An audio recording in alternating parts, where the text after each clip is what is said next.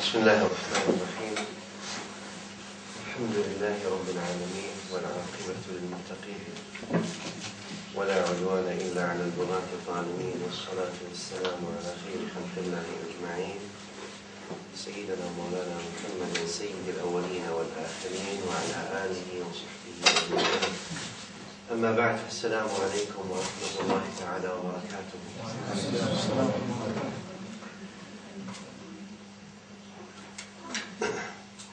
First of all, I would like to thank you for actually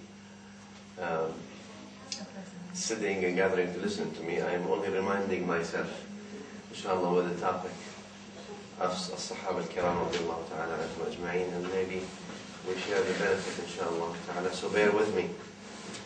As English is not my first language, so I will try to do the best that I can in Allah subhanahu wa ta'ala. Bismillah ar-Rahman ar-Rahim. The best that we can start with is Al-Quran al-Azim. Allah Jalla Jalaluhu says in the Quran, Bismillah ar-Rahman ar-Rahim, وَالسَّابِقُونَ الْأَوَّلُونَ مِنَ الْمُهَاجِرِينَ وَالْأَنصَارِ وَالَّذِينَ اتَّبَعُوهُم بِإِحْسَانٍ رَضِيَ اللَّهُ عَنْهُمْ وَرَضُوا عَنْهُ وَأَعَدَّ لَهُمْ جَنَّاتٍ تَجْرِي مِنْ تَحْتِهَا الْأَنْهَارُ خَالِدِينَ فِيهَا تحت الأنهار تحت الأنهار خالدين ذلك الفوز العظيم. The ayah, the general meaning of the ayah, that السابقون الأولون are those who first embraced and rushed, in a sense, سبق from raced, to come to Islam, من المهاجرين والأنصار, among the muhajirin and al-ansar. Those are also two groups of Sahaba. As most of already all of you know, Al-Muhajirin are those who immigrated or migrated, min hajara, and they basically migrated from Mecca. Those who migrated, the group of Sahaba who migrated from Mecca to Medina are the immigrants or the migrants, if you want to call them. Those are Muhajirin. And Al-Ansar, Al-Ansar in the Arabic language is the supporters. No. And those were the people in Medina, Al-Aws wal Khazraj specifically, and those who were in Medina, radwanullahi alayhim. Those two groups, As-Sabiqun al-Awwalun, those who rushed and embraced and accepted Islam among the Muhajirin and Ansar, وَالَّذِينَ اتَّبَعُوهُم بِإِحْسَانٍ, and those who followed their footsteps in goodness, بِإِحْسَانٍ, with goodness. رضي الله عنهم, Allah is pleased with them. وَرَضُوا عَنْهُ, and they are pleased with Allah subhanahu wa ta'ala. But what's also the result? The result of the pleasure of Allah subhanahu wa ta'ala. وَأَعْدَ لَهُمْ جَنَّاتٍ, and He prepared for them جنات تجري تحت الأنهار. The rivers are going from under it. And then Allah says, ذَلِكَ الْفَوْزُ الْعَظِيمُ, this is really the great success. The ayah deals with a topic that is sensitive and that is touching the heart of every mu'min and every Muslim. Because it's a topic about the Sahaba al-Kiram radiallahu ta'ala anhum ajma'in. Because it is the chain that connects the ummah to An-Nabi al-A'zam sallallahu alayhi wa sallam, and connects the ummah to the Quran of Allah subhanahu wa ta'ala through, of course, the Nabi sallallahu alayhi wa sallam, connects the ummah to the sunnah of the Prophet sallallahu alayhi wa sallam, that as-Sahaba al-Kiram radiallahu ta'ala anhum embodied in their action, embodied in their khuluq, in their morals, embodied in their practice of an understanding of the deen, and embodied in their mercy and love towards each other. Muhammadun Rasulullah وَالَّذِينَ مَعَهُ أَشِدَّاءُ عَلَى الْكُفَّارِ رُحَمَاءُ بَيْنَهُمْ. You saw the mercy that was practiced, that they practiced between them. Therefore, but you see that al-ayah concentrates also in the general, or the opening of it, on the Sabiqeen al-Awwaleen, on those who, the group who rushed first, who embraced Islam first, who took on their shoulders the da'wah to Allah, first among the Sahaba radiallahu anhum, as a general body now. Not everyone was among the Sabiqin Awwalin, but those who were among the Sabiqin Awwalin, as if they were special. And that is really not, and there's no doubt about that. Why is there no doubt about that? Because as if Al-Quran Kareem and the Nabi sallallahu alayhi wa sallam wants to show us how difficult it was at the beginning to put Islam on your shoulders and to say the da'wah of La ilaha illallah, despite all the conditions and the circumstances that were running against all the people. And Sahaba, and all of you know, they were tortured simply for believing La ilaha illallah, persecuted by their own people, their properties confiscated. Further, they went to even kill them for saying this word, La ilaha illallah Muhammadur Rasulullah. In a time where Islam was, believing Islam meant that you're going to be enduring hardships. Not simply people are going to accuse you and label you, oh, you're this, you're this. No, no, no. Those hardships were translated into actions, into transgression and oppression, into confiscation of your property, into murders and massacres of people, where people gave their life.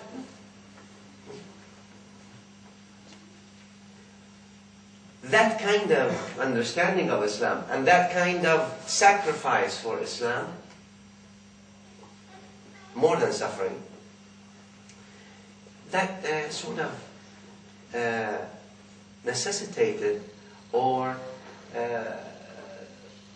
gave the reason for these ayahs and these things and these ahadith to come to tell us about their glory. Oftentimes you see that the Sahaba radiallahu anhum, Bilal,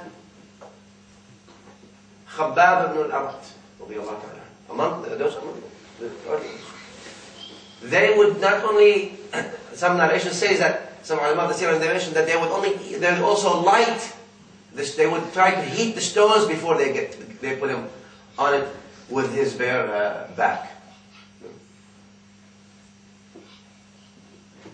Money, they took their money. Some narrations even say that among the Sahaba, a man came to him, was working. He does something to do with metal and steel, fixing things. You know, they used to use steel and metal for either drinking things, they put things in it, or etc., etc. He was making them for Quraysh. When they knew he became Muslim, they said, you became, أنت على دين محمد? You are on the deen of Muhammad? نعم, yes, I am. He said, then I'm not going to give you any money. Your money, this is my money, no, I'm not going to give you your money. Why? You belong now to a different deen. And then the Kafir told him, he says, don't you believe in Ba'ath? You said that there's going to be Ba'ath, there's going to be resurrection, and everyone's going to be resurrected. And the Sahabi says, yes, there will be. He says, I will also be resurrected, and when I meet you there, I'll give you your money back. Look at the logic. They have their logic now. Now, many things happened, and examples that were set by as-Sahaba al-Kiram radiyallahu ta'ala anhum wa ardahum in the beginning of the da'wah of Islam, as if they were the foundational cornerstones for the spread now of Islam, and an example for the ummah to follow, as if the Quran is mentioning in this ayah, as if the Quran is leading us in this ayah, that as-sabiqun al-awwalun min al-muhajirin wal-ansar, those are the examples, and that's why وَالَّذِينَ اتَّبَعُوهُمْ بِإِحْسَانٍ, and those who follow them in good, radiyallahu anhum. This is the pathway to follow. You see, because some people, of course it's not that way, but some people say, well, Al-Quran is theory. While Sayyidah Aisha radiallahu anha, al-Mu'mineen, mentions clearly that النبي الأعظم صلى الله عليه وسلم كان قرآنا يمشي بين الناس. He was a walking Quran. خلقه القرآن. Basically, that's the meaning of it. كان خلقه القرآن. So he was a Quran walking among people. So a practice. So you don't say, Well, this is only, you're saying do this, do this. Where is the practical example of doing this?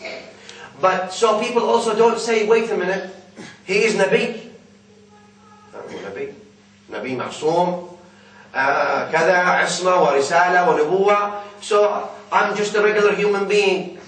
That's why there is an example in the Sahaba al-Kiram radiyallahu anhum who embodied the Sunnah, they embodied the Quran and embodied the Sunnah of the Prophet sallallahu alayhi wa alihi wasallam, and they practiced it and worked their life with it and carried these meanings of really what does it mean to be a Muslim? What does it mean to be a mu'min? What does it mean to be follower of Muhammad sallallahu alayhi wa alihi wa sallam?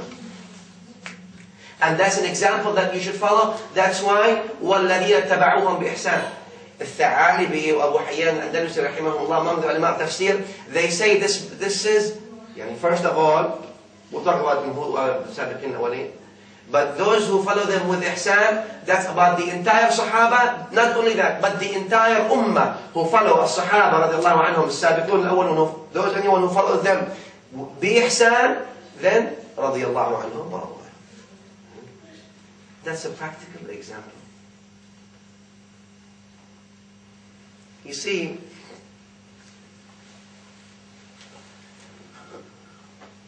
Ahl al-Sunnah wal-Jama'ah have always been a middle. Subhanallah, as if Allah blessed them to be in the middle. Because the Ummah al-Islamiyya, which the Sunnah are the core of the Ummah, are also in the middle. وَكَذَلِكَ جَعَلْنَاكُمْ أُمَّةً وَسَطًا. Therefore, the belief among the integrals of the belief of Al-Sunnah wal-Jama'ah is that al-Iman, نعم, إقرار باللسان, تصديق بالجنان, وعمل بالأركان. قول وعمل. Not only simply saying, not الإيمان حقيقي, the true إيمان, الإيمان كما الطحاوي رحمه الله يقول الإيمان أهله في أصله سواء. We don't want to go into these now little differences of what does that mean. Basically believing or disbelieving. But of course, you either believe or you disbelieve at an essential state or at a basic iman state. But then things are compounded on that. Al-amal or the deed confirms the validity of the saying. Confirms the truthness of the saying. And an example, I was telling the brothers earlier today is, you see a brother that you love, for example, and I love this brother, I've known him, seen him a few times, and I truly love him from my heart. But now not only I love him, I tell him I love him. Ya akhi, I love him. وَالسُنَّةِ من النبي صلى الله عليه وسلم. You see someone you love, you say, I love you. Fine. But I tell him I love him, I love you brother, and then I start hitting him, slapping him. I'm telling him I love him. And I do everything that violates really what devoids the meaning of I love him. How can I then claim, taking that we love Rasulullah sallallahu alayhi wa sallam, and we violate his sunnah? It has to be confirmed. The deed has to confirm the say. تعصي الإله وأنت تزعم حبه هذا لعمري في الكائنات بديع لو كان حبك صادقا لأطعته إن المحب لمن يحب مطيع. The poet says, which means you disobey Allah while you claim you love Him. قل إن كنتم تحبون الله. Everyone says I love Allah subhanahu wa ta'ala. من لا يحب الله? No. But تعصي الله, you disobey Him while you claim you love Him. This is really amazing, he says, the poet. لو كان حبك صادقا لأطعته. If your love was truthful, you would have obeyed him. Why? إن المحب لمن يحب مطيع. Because al-muhib is obedient to the one who he loves, not disobedient.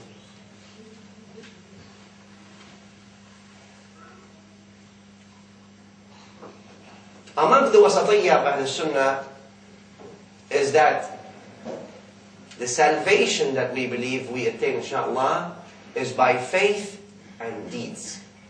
Not only by faith. Yes, faith is important and integral.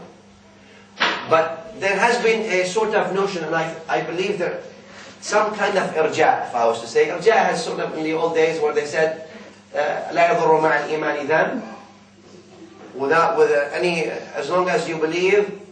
There's other set of religions who believe that if you believe such and such is your Lord or Savior, for example, and whatever it is, you are safe. That's it. Whatever you do, no problem.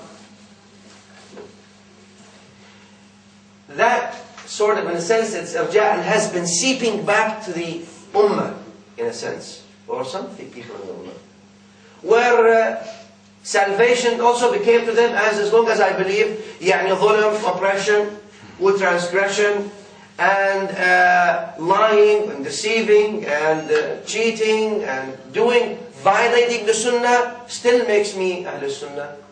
And what? If my life is filled with bid'ah, how can that make me Ahl Sunnah? I am more worthy of being Ahl Bid'ah rather than Ahl Sunnah. Ahl Sunnah is not simply a point of a political label that we put ourselves with and we say we are Ahl Sunnah. Ahl Sunnah is a label that must be translated confirmed by deeds. And that's why Ahl Sunnah, when that name was given to those who followed the Sunnah of the Prophet ﷺ and prioritized it over other things. And the question that we must ask ourselves now, the salvation by deeds and faith, not separation, no separation between them, and is the Sunnah prioritized in our lives? Prioritized in what we say, prioritized in what we do, prioritized in what we believe.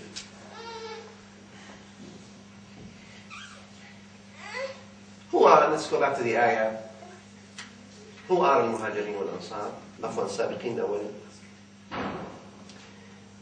Many opinions, of course, the Mufassirin, they go into many opinions who are al-Sabiqin, those who first came to embrace Islam, min al-Muhajirin. Many said those are who prayed to the Qiblatain, from the Muhajirin who prayed to Bayt al-Maqdis, and who prayed to Madina, to Mecca, those who combined that validity, who became Muslims so early that they were already praying first to Bayt al-Maqdis, those are السابقين من المهاجرين. Now some people said, let's narrow a little bit, those who were in Badr, like al-Shu'abi, rahimahullah. Some people said that those who migrated, period, before the Fatih of Mecca, anyone who migrated, he is among the Sabiqin from the Muhajirin. Al-Ansar, من الأوس والخزرج. الأنصار, they said, among the أهل البيعة العقبة الأولى, بيعة العقبة الثانية, when the Prophet ﷺ said Abu Zurara, etc. Those people, 7 the first time, 70 was the second time. Some other opinion says all of the people who came to Bay'at Shajara or to Sulh al-Hudaybiyah, all the Sahaba at that time, the 1,000 some people, those were all السابقين الأولين or السابقون الأولون. من المهاجرين والأنصار والذين اتبعوهم بإحسان, those who followed their footsteps with ihsan, in good, in confirmation, in affirmation, and in following, of course, these footsteps. يعني following the footsteps بإحسان. Look at this condition. السابقون الأولون من المهاجرين والأنصار, as if Allah did not put any conditions on them. Why? Because they were following the Prophet ﷺ firsthand, and as if they were already tested. They've proven. But those who come after the group, the Sabiqun al-Awwalun now, الذين تبعوهم بإحسان, that Imam Yahya says, those are the remainder of the Sahaba, رضي الله عنهم أجمعين. But also, not only that, it's also open then after that to the entire ummah who follow them with ihsan. رضي الله عنهم ورضوا عنه. رضي الله عنهم, Allah is pleased with them. Allah accepts their deeds. If Allah accepts your deed, if Allah accepts your salah, Allah accepts your siyam, if Allah accepts your zakah, if Allah accepts your niyyah, this is rida. This is the pleasure of Allah subhanahu wa ta'ala. This is a pleasure of Allah subhanahu wa ta'ala. And we all pray, alhamdulillah. And we all do Siyam of Ramadan. But how do we know if Allah accepted our prayer or not? And how do we know if Allah accepted our Siyam? Allah subhanahu wa ta'ala accepted their deeds. He was pleased with them. وَرَضُوا عَنْهُ, they were pleased with what Allah subhanahu wa ta'ala gave them as ni'mas in the dunya and in the akhirah. ذَلِكَ الْفَوْزُ الْعَظِيمُ. This is truly, indeed, this is the real success. Because life, dear brothers and sisters, is short. Today you're here, tomorrow you're gone. Nations and nations before us came. Where are they? فَكَأَنَّهُمْ مَا كَانُوا لَهَا أَهْلًا وَلَا سُكَّانًا. As nations, you don't even, people as if they never inhabited earth. As if they have never lived on this earth. فَكَأَنَّهُمْ مَا كَانُوا لَهَا أَهْلًا وَلَا سُكَّانًا. أكل التراب لحومهم بدد أوصالهم غير شمائلهم أزال محاسنهم. When they were buried, everything changed about them. What remained? What remained? What was left? العمل الصالح. What was left? الإيمان بالله ورسوله. What was left? القدوة الحسنة الأسوة بالنبي الأعظم صلى الله عليه وسلم. والاتباع بإحسان لصحابة رسول الله صلى الله عليه وآله وسلم. Ibn Abbas, among the narrations, the attribute to him when he mentions the Sahaba, he says, those were the group رحلوا إلى الآخرة قبل أن يصلوا إليها.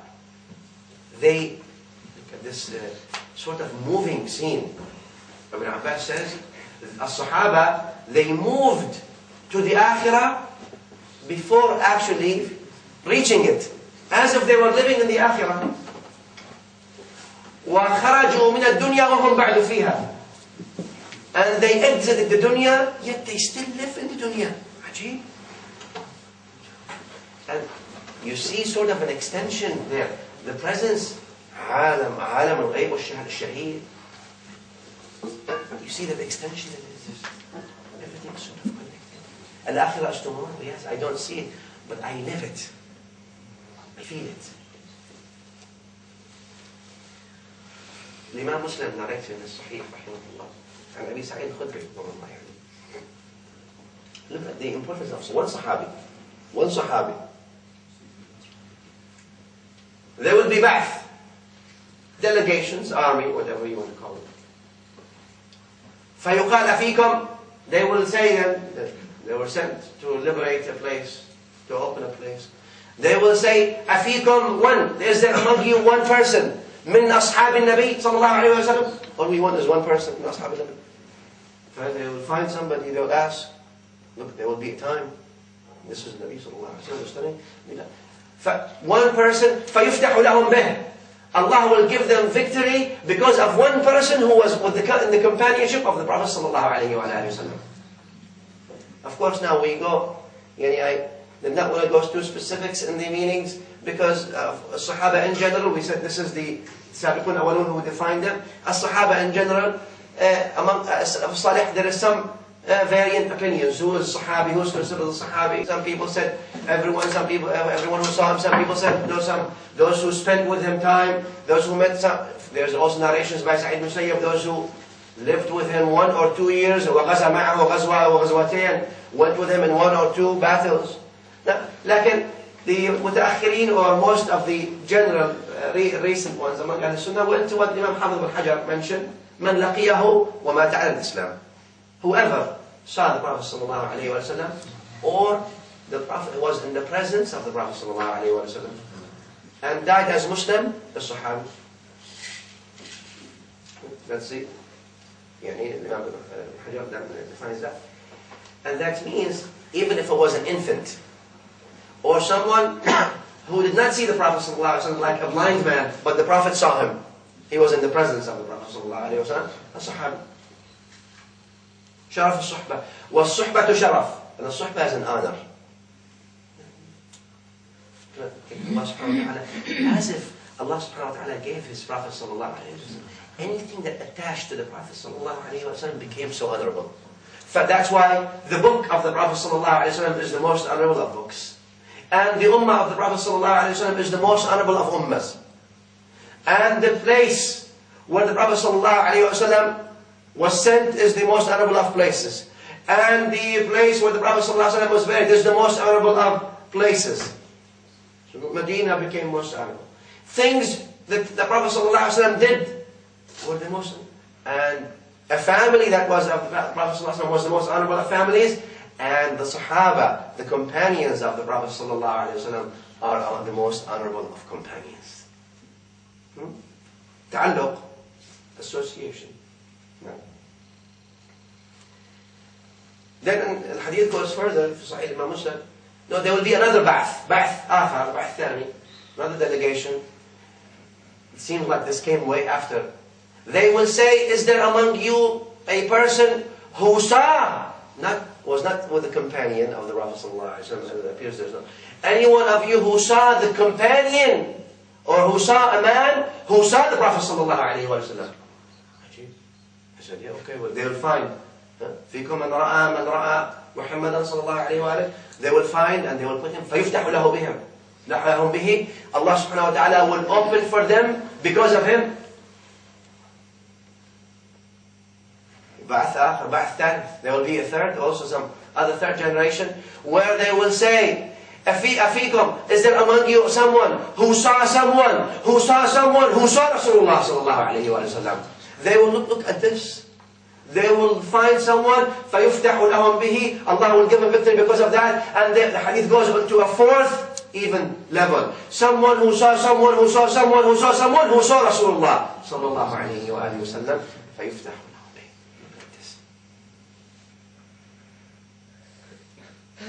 But we're saying this, dear brothers and sisters, not because it is by simply conferring any. That's because they labeled them.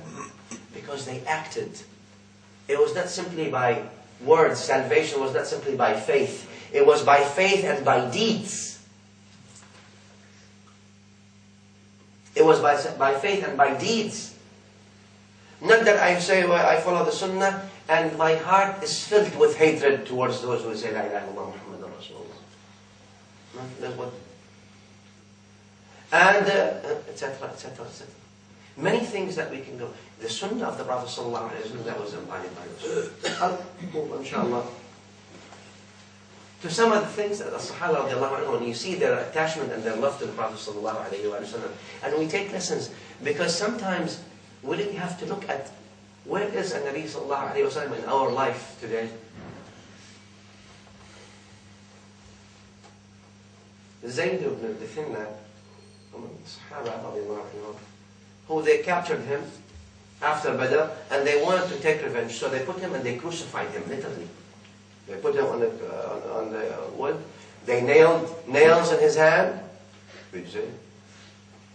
The other hand, Abu Sufyan bin Harith is there. Jada'u anfah.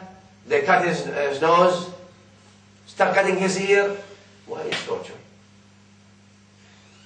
Before the man wants to take his head off, Abu Sufyan bin Harith comes to him and says, Ya Zayd, and unashiduk Allah, I ask you by Allah, Ya Zayd, wouldn't you wish, فَقَوْ عَيْنَهُ, even they took off his eye?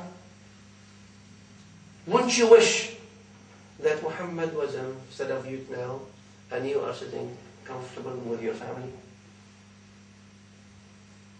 At this point, you're doing. He said, إِلَيْكَ عَنِّي.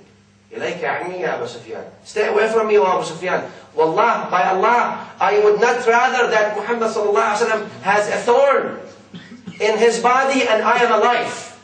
What are you talking about? In the hijrah of the Prophet sallallahu alaihi wasallam, and I'll finish with these two examples, inshallah. In the hijrah of the Prophet sallallahu alaihi wasallam, of course, Quraysh brought. They wanted to kill him, assassinate him, and they brought someone from every tribe so they can make it, how can Bani Hashim take the revenge from all these people? There's no way. So that's why they can't fight them, they have to give up. It's we'll put them under reality, basically. Reality is you can't fight all these people, so that's it. Who are you fooling? Fooling Allah subhanahu wa ta'ala. Jibreel comes to the Prophet sallallahu alaihi wasallam, Ya Rasulullah, the order came, go. Hijrah. Nabi al-A'zam sallallahu alayhi wa sallam summons two important people, among the most important of Sahaba. Abu Bakr as-Siddiq radwanullahi alayhi wa Ali ibn Abi Talib karamallahu wajhah. These two people, look at these, of course you summon, when something like that comes and people are trying to kill you and it's very dangerous, you bring the people who are closest to you and you bring the people who you depend on most. Abu Bakr as-Siddiq radiallahu anhu, the Nabi sallallahu alayhi wa sallam says, you are with me. Sahibihi. Al-Quran comes, that's why those who deny the Sahbah of the Prophet Sayyidina Abu Bakr as-Siddiq radiallahu anhu, of course leads to kufr because they deny the Quran, explicit ayah in the Quran. Sayyidina Abu Bakr as-Siddiq radiallahu anhu was given this honor of accompanying the Prophet sallallahu alayhi wa sallam throughout, and we don't want to talk about that. That's a long topic. In the hijrah, etc., etc., etc. وفي الغار, in the cave, and also Ali ibn Abi Talib. Ali ibn Abi Talib radwanullahi alayhi wa karamallahu ta'ala wajhahu, he was summoned to stay. He says, you stay in my place. And I'd like to shed a little bit light on this. The important role of Sayyidina Abu Bakr radiallahu anhu accompanying the Prophet sallallahu alayhi wa sallam, and the important role of Sayyidina Ali radiallahu anhu taking the place, putting himself there. And the poet says in this, he says, وَمَنَاقِبٌ لَكَ دُونَ أَحْمَدٍ. He's talking about Sayyidina Ali. He says, and you have fada'il, and you have things, of course, below the Prophet sallallahu alayhi wa sallam. فاقت بمقامك التقييد والتحديد. Really elevated you from any things that can restrict you. فمبيت ليلك في الفراش والعدا تهدي إليك بوارقا ورعودا. When you stayed that night in the bed of the Prophet ﷺ, covered, والعدا, and the enemies outside are pointing their spears and their swords at you, waiting to get you. Spears and swords are all pointed. تهدي إليك بوارقا ورعودا فرقدت مثلوج الفؤاد كأنما تهدي القراع لسمعك التغريدا. But you slept that night so at ease as if the swords and the noise of the swords and the noise of the spears are playing music for you to sleep. As if they're like birds singing for you to sleep. رصدوا الصباح لينفقوا كنز الهدى أو ما دروا كنز الهدى مرصودا. They waited for the Fajr to kill the Prophet ﷺ and to kill Iman. Don't they realize that Iman is protected by Allah? And I'll finish with the example of Anas ibn Malik radwanullahi alayhi. And Anas says that Nabi, of course, he was given the service, the honor to serve the Nabi sallallahu alayhi wa sallam years.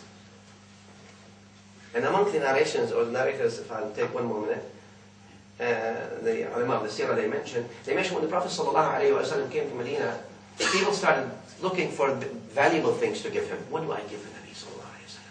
So Nisa al-Ansar, they would carry stuff that they have, and they would take it. Rasulullah, Ya Rasulullah, this is hadiyah. The mother of Anas, she looks, she says, I'm poor. What do I have? I look to them. Not like us now, we have all these kinds of things. She said, I don't have anything in my home to give a Nabi sallallahu alayhi wa sallam. I carried my son. Anas ibn Malik took him, said, yeah, and went to the Prophet sallallahu alayhi wa sallam, told him, Ya Rasulullah, I have nothing more valuable than my son. I'm giving it to you as a servant to you, Ya Rasulullah. And he says, I served the Nabi sallallahu alayhi wa sallam 10 years. I have never heard him saying, uff, qat. Uff. And he never told me, lima fa'alta kada, why did you do this? And he never said, why didn't you do this? 10 years. SubhanAllah. And he would stand when he was walking, and Nabi sallallahu alayhi wa sallam, he would stop where there's young boys, little kids. صبيان. كان يسلم على الصبية صلى الله عليه وسلم. وهو رسول الله. He would stop and say salam to the young kids. Assalamu alaikum wa rahmatullahi wa barakatuhu. And the smile that was on his face, he was never seen frowning, in a sense.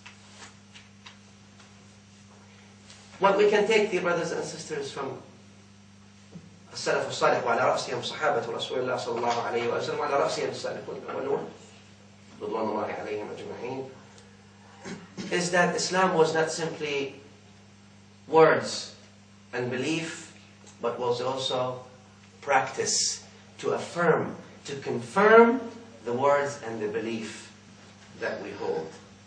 And the separation between them is really leads to questionable than what is with our iman. What is with our status of faith? If we believe something, but the deed contradicts that belief. I ask Allah subhanahu wa ta'ala for me and you to make us steadfast on the book and the authentic sunnah of the Prophet sallallahu alayhi wa sallam, and to move our hearts with the love of Rasulullah sallallahu alayhi wa sallam. And that love to be translated to deeds, because really the love is a fruit of following the sunnah.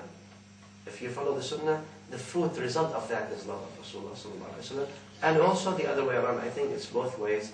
But of course, there is no conviction in following the sunnah of the Prophet sallallahu alayhi wa sallam without loving him sallallahu ta'ala alayhi wa sallam. And loving him is following his footsteps salawatullahi wa salamu alayhi wa alayhi, and the examples that he left among us. May Allah subhanahu wa ta'ala forgive me and you for our sins and assemble us all together under the banner of the Prophet sallallahu alayhi wa sallam on the day of judgment. Assalamu alaikum wa rahmatullahi wa barakatuh. Thank you, Shaykh, for what he's shared with us today. If we'd like to go across to the floor, if anyone has any questions or anything they want to share with us.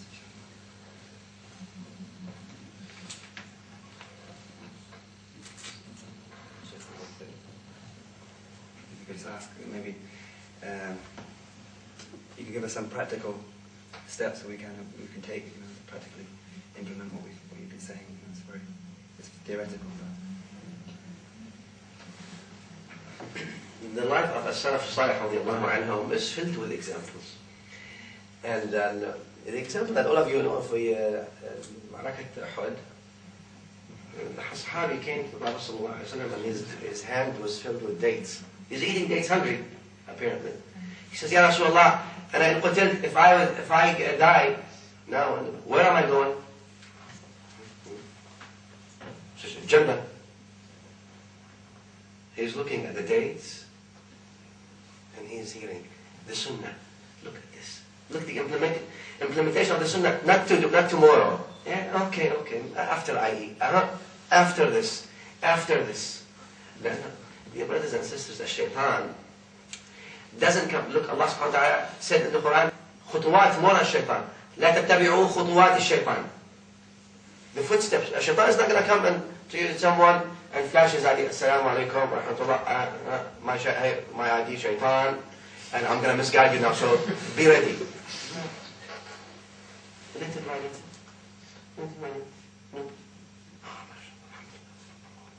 You have been doing all these things, mashallah. Praying, going to the masjid. Your salah is wonderful. Your siyam is wonderful. All these things are wonderful. Little by little is going to take you. Today don't do tahajjud. There's no need. Hate this person. Don't have this. Say this. Do ghiba, do namima. Sure, no problem. Little by little. For practicing the sunnah tomorrow, inshallah. Alhamdulillah, mashallah, big sunnah. But how? He looked at the dates in his hand, and the words of Nabi sallallahu alayhi wa sallam are still in his ears. Where am I going to Jannah? He threw the dates and he went and never came back. It's too late. I'm going to wait now to eat these things. And practical application of the sunnah of the Prophet sallallahu alayhi wa sallam. The practical application. They're humans. As-Sahaba radiallahu anhum were humans. Nabi al-A'zam sallallahu alayhi wa sallam was a human being. But the Sahaba were not ma'soomeen, so you don't say he's ma'soom. And they're not ma'soomeen. And because they're not ma'soomeen, you can do it. Yes, I'm not saying we're going to ever attain the honor of Sahaba, of being Sahaba of Rasulullah. May Allah make us among them the Akhirah. Give us the companionship of Rasulullah. But we can do it. But it takes the belief or the deeds to confirm the belief, not the separation. And that, I believe, is a sort of irja. نسأل الله العافية والسلام. Would you say that when we communicate with non-Muslims, do you think would our deeds be more conveying Islam to them in a more important sense when we communicate with non-Muslims, the way we act, the way we talk with them, to tell them who we are and what we believe in? يعني the method of communication, you mean? Yes.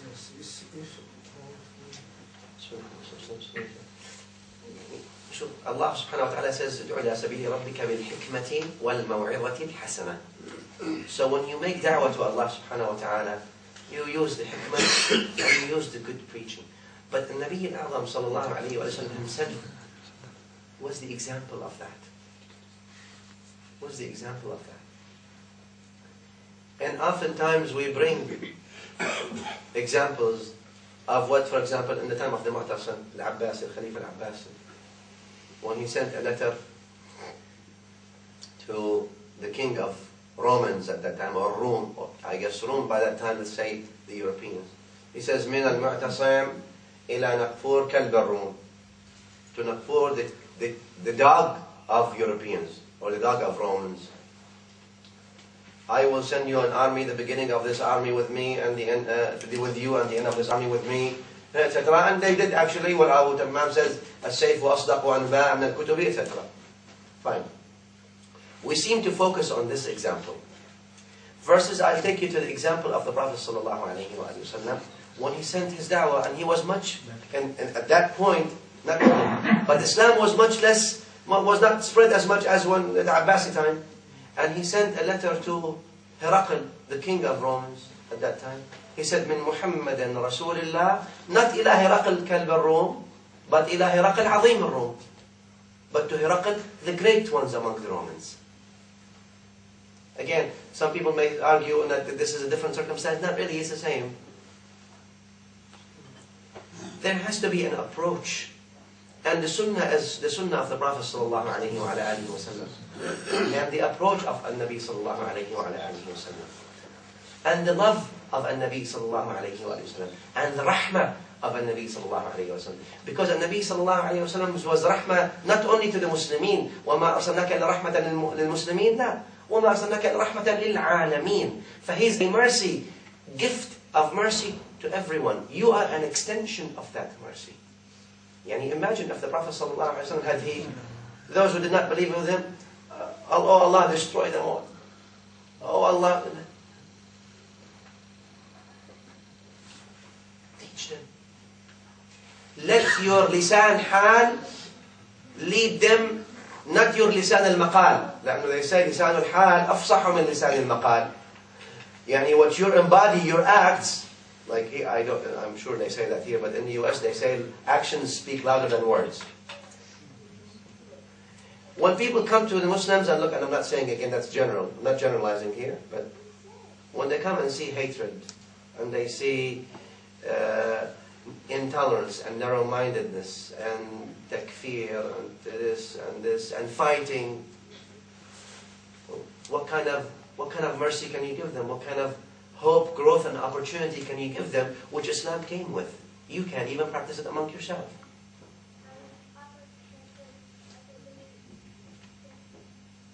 When we see the faults, we see the imperfections of others, but we don't see our own imperfections. When we don't find excuses for others, but we find platforms to blame others' deviations in our own eyes, and take it to the extreme of shirk and kufr and take them out of Islam.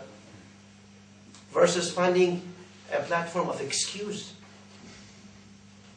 They are, in my eyes, they must be wrong, for example, but that's the platform of their excuse, of their understanding and their misunderstanding or their ta'wil of this. But we seem to be waiting with red lines and red pens. And that narrow-mindedness and that intolerance leads to intellectual terrorism. I label you. Once I label you, that means now you're devout of every right you have. That's it. You're mushrik. Oh, not yourself, I'm saying. There has to be practice, and there has to be Sahaba. And I'll give you the best example. People in Malaysia, there was not one sword shed. But that's not entirely Islam. I'm not saying I'm limiting Islam to this, but I'm saying this is a facet of the Islamic civilization as well. So it's like practicing Islamic values. Not separating faith from deeds. Salvation is not only by faith according to Muslims, and according to Al-Sunnah specifically, so I would say. Because the salvation is by faith and deeds. We believe that lying is not permissible. That means you practice that, not only saying it. So what's the difference if you say it, like we mentioned, you slap him and you say, I love you. No. And that when you sleep, you know the narration, when he says, how come you are, what took you to Jannah? He says, Ya Rasulullah, when I put my head on the pillow, I void my heart from any intolerance and hatred to anybody. My heart is pure now. نزعنا ما في قلوبهم من غل. May Allah make us among them.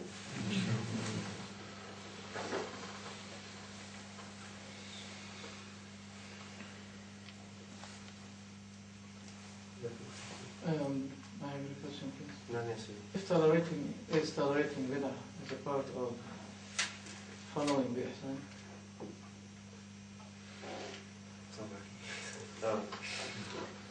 لا. Of course not. A bid'ah, is tolerating a bid'ah. If you tolerate someone's innovation of misguidance, is that part of following bi ihsan of as-salaf as-salih was-sahaba? Of course not. You have the obligation on someone who sees that, of course, is to cite the deviation. And citing the deviation becomes in a platform of education first, rather than accusation, I believe. So we put it in a form of education and dialogue. Because when there's a dialogue and education, their minds are open. Unfortunately, and I say that on all aspects, I don't exclude anybody, there's blind imitation, even to those who say we don't blindly imitate, with all due respect. I'm not saying everyone exclusively, but I'm saying to a large extent. And everyone, there's ihtikar al-haq, everyone of many groups, and again, there's khair in this ummah. I don't want to go into the other aspect. But groups among the ummah believe, every single one believe that they have the haqq exclusively. The problem with that, sometimes that leads to ilgha al-akhar, to abolish the other. So we move from intolerance to intellectual terrorism. I have to abolish you because you represent now misguidance. I demonized you, and I am right. I believe the platform must be the book and the authentic sunnah, that we and the sunnah at least agree upon. If that is the platform, then we can come and agree on the basics. Now there are ahadith that are not necessarily authenticated by all. There is a leverage here, and that should form the basis for differences in opinion. You think that this hadith, I'm not saying the hadith that are authenticated by Bukhari or Muslim, for example, or on their conditions, etc., etc. I'm saying the other ones that people do. Those differences and these differences in authentication of these ahadith and these narrations should be the basis, ya akhi, for leverage for that flexibility, not rigidness, in a sense, my way or the highway. Of course, now if things contradict the basics, the Quran and the authentic Sunnah flat out, it's our obligation. I meant to say, some people say that there is bid'ah hasan. Good innovation. How can this go with following the companions bi ihsan? I really think that this is more of a linguistic problem than it is an usuli problem in a sense. Shaykh rahimahullah and others who mentioned, okay, now we're going to go to Tahdith of Sahih Muslim, etc. Those who say they separate the bid'ah, now we're not, this is a sort of a usul fiqh issue, saying that is everything that the Prophet ﷺ did not do a condemned act? that is an area of disagreement among the fuqaha themselves.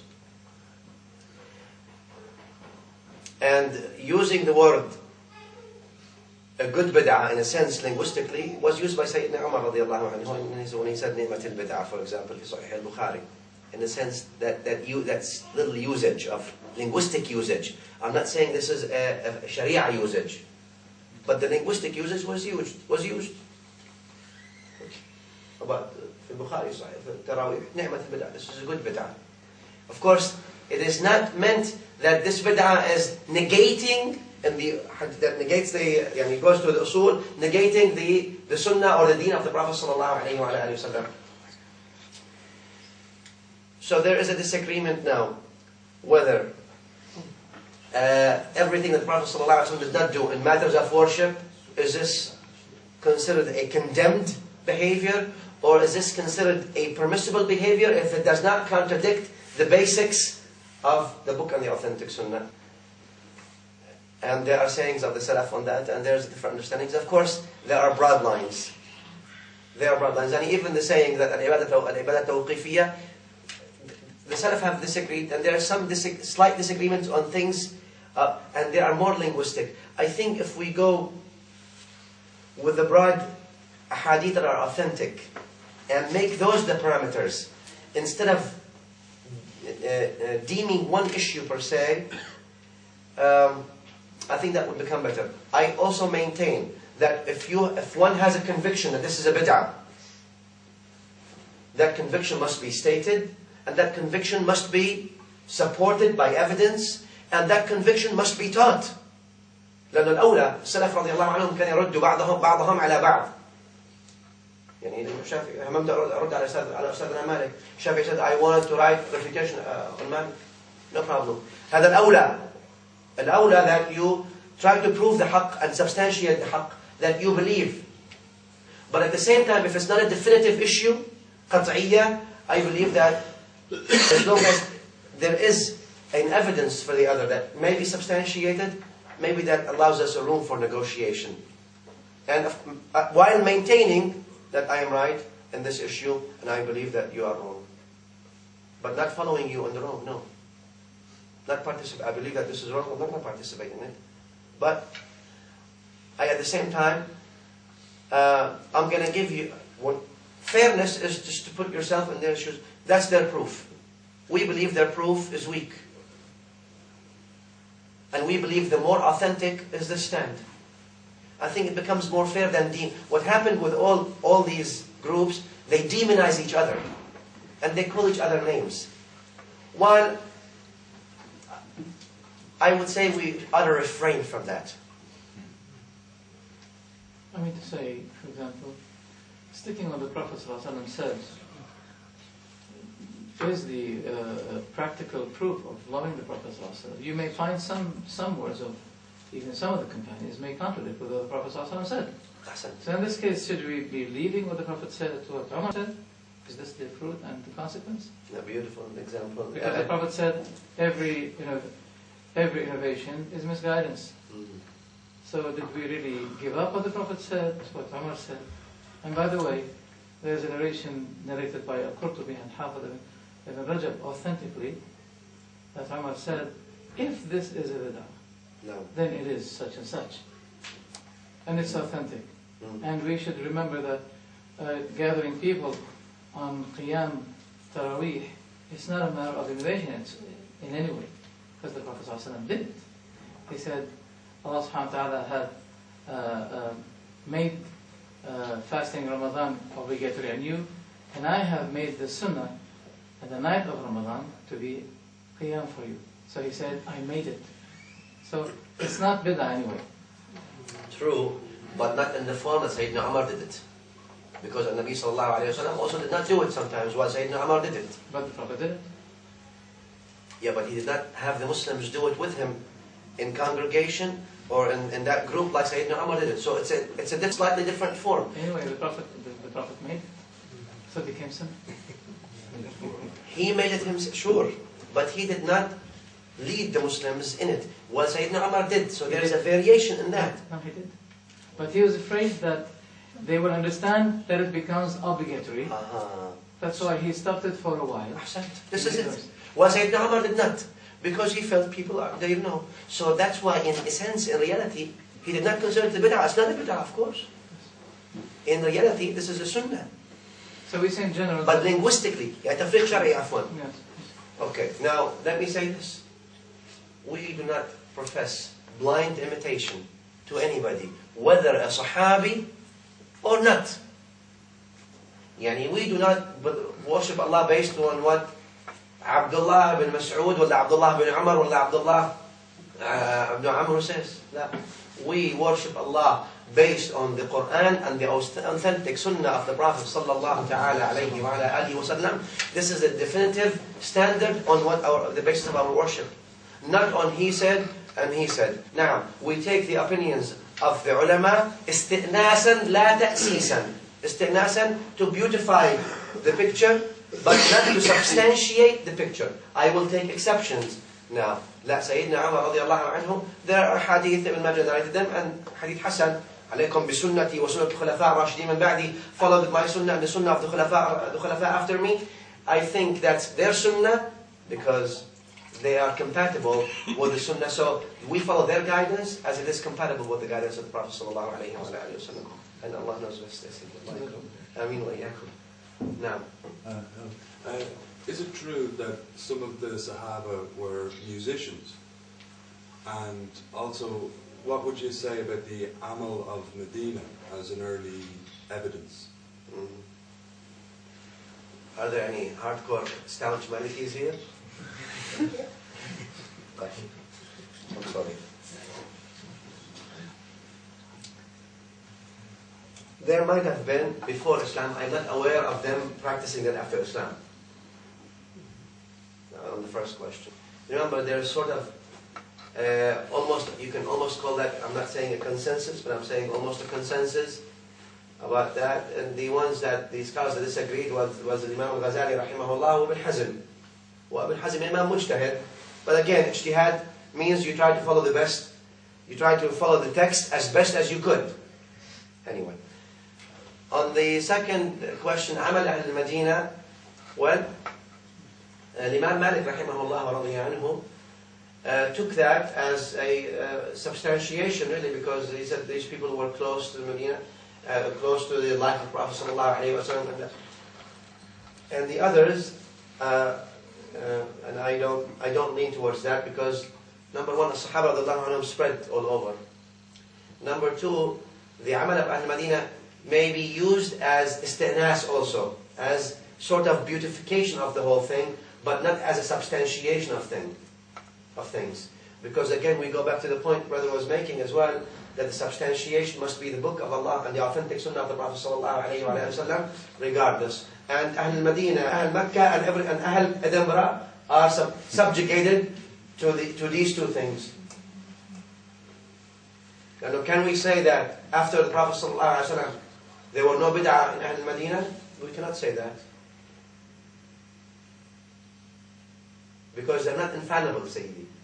The infallibility to al-nusus al-sahiha. Yani Nabi sallallahu alayhi wa sallam, if he says something that is authentic, that's an infallible source. But what the scholars do, radiyallahu anhum wa rahimahum, wa ulama al-Islam, yani they're, who are we to talk about them? We don't talk about them in the sense that they are, belittling their work. Na'udhu billah. They are our leaders, inshaAllah, to Allah subhanahu wa ta'ala. But we do not believe they are infallible. And while we love them very much, but the texts are more beloved to us than them. No. But it's a great thing, Amal al-Madina, Imam Malik took, and I think it's a great point to really look at and see and investigate. And some big scholars disagreed with that, at the level of Imam Malik rahimahullah wa radiya anhum. And that's among the khilaf salaf in these things that are beautiful, because this is an academic disagreement which enriches, not makes you narrow-minded. No. It enriches the dialogue and it opens up the intellect. And that's the beauty of Islam. There's no intellectual terrorism. Just because it's Imam Malik radiyallahu alayhi wa rahimahu, لا, others they disagree, for example, Shafi'i. No problem. And that's respected. Nowadays when we disagree, excommunicate them, right? That's not how the Salaf radiyallahu anhu were. No. No.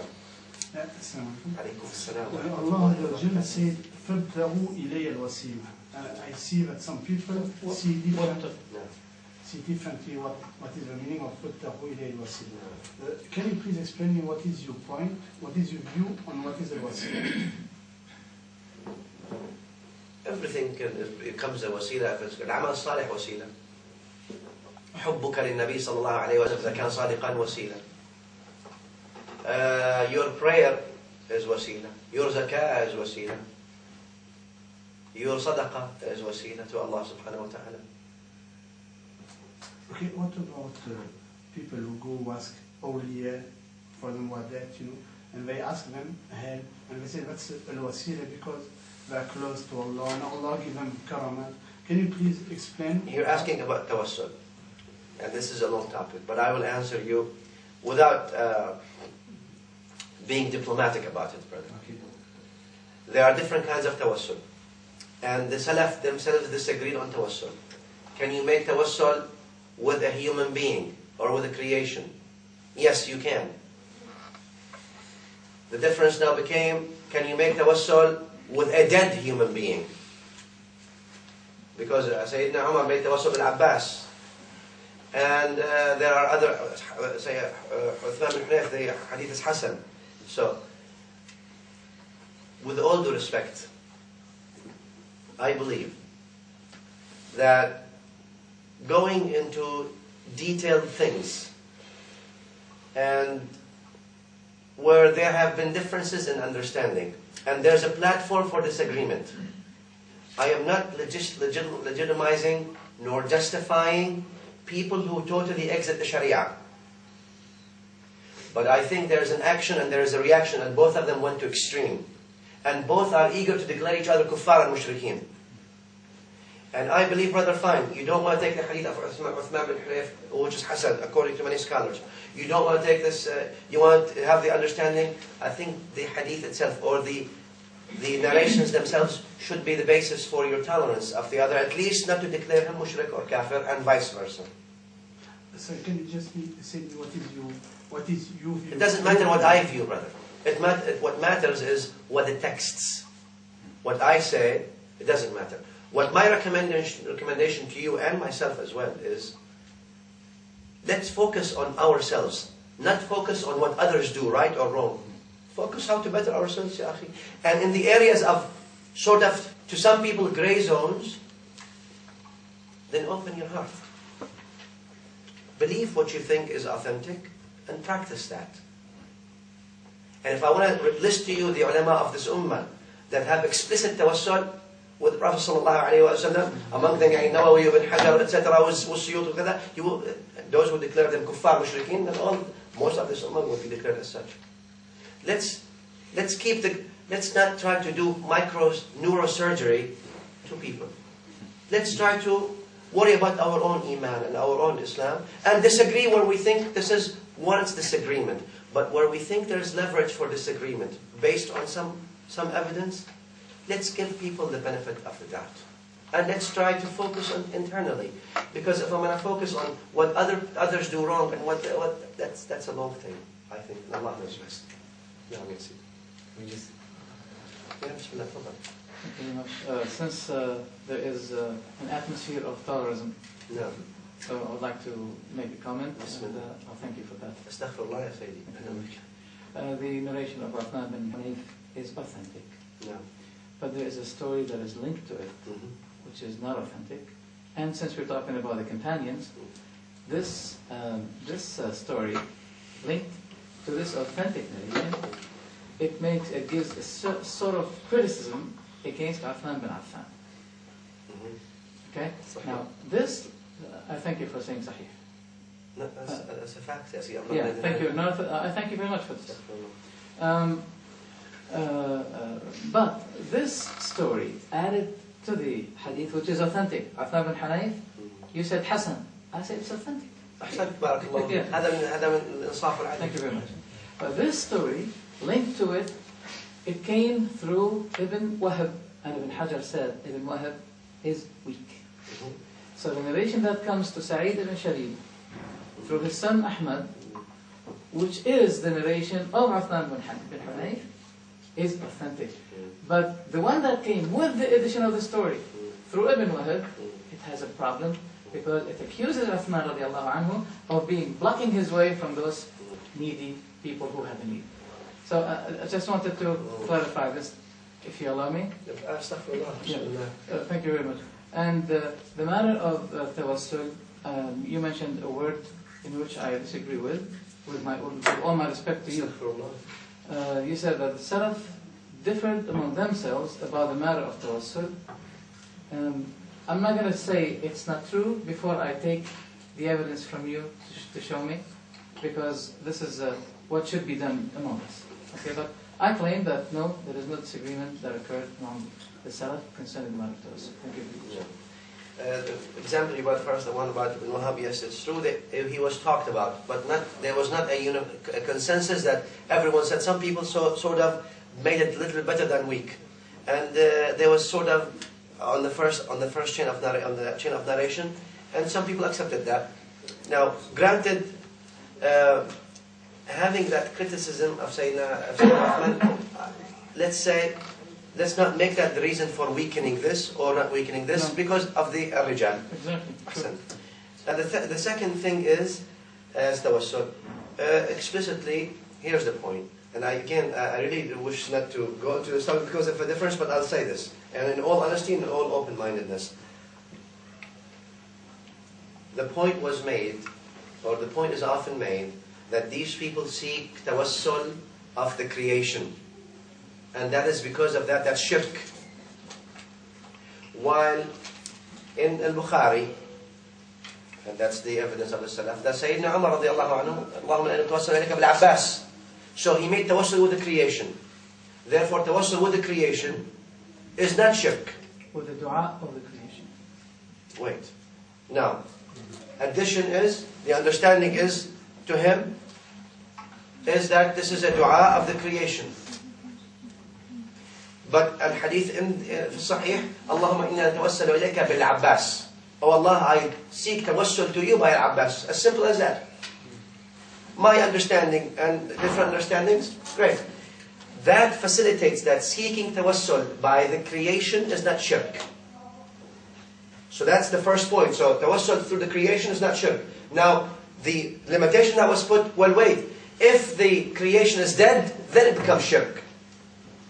Where's the evidence for that? Then we go into a little bit more hair splitting now. Where's the evidence of tawassul by the... So now everyone's going to list there, and again on both sides, they're going to list things that al-makhluq is makhluq. Whether you make tawassul with the makhluq, if he's alive or dead, they're makhluq anyway. Makhluq is a creation, is a creation. The others know, say if it's dead, if the makhluq is dead, then making tawassul with them becomes shirk and kufr, etc., etc. I believe that the hadith is there that explicitly mentions that Sayyidina Umar radiallahu anhu, which is an explicit evidence, that did tawassul with Sayyidina Abbas radiallahu anhu, and because of that, I think that should constitute a basis for tolerance and disagreement. Anyway, we appreciate what you mentioned. Allah yubarak fika ya Sayyidi. Despite we agreed, yes, we have to confine on the topic of the companions. لا بأس. لا أستغفر الله. أكرمك الله. Thank you very much. Thank you everyone for coming. إن شاء الله أكرمك الله. لا تنسونا من دعائكم إن شاء الله. Everyone benefit from the discussion. Just thank you very much. بسم الله الرحمن الرحيم. الحمد لله رب العالمين. وصلى الله وسلم وبارك على سيدنا محمد وعلى آله وصحبه أجمعين. اللهم اجعل مجلسنا هذا مجلسا مرحوما وتفرقنا من بعده تفرقا معصوما ولا تجعل فينا ولا منا ولا بيننا شقيا ولا محروما. اللهم احينا على السنة وامتنا على السنة واجمعنا مع أهل السنة واجعلنا من أهل السنة واحشرنا اللهم يوم القيامة مع صاحب السنة صلى الله عليه وعلى آله وسلم. بارك الله تعالى فيكم وصلى الله وسلم على سيدنا محمد.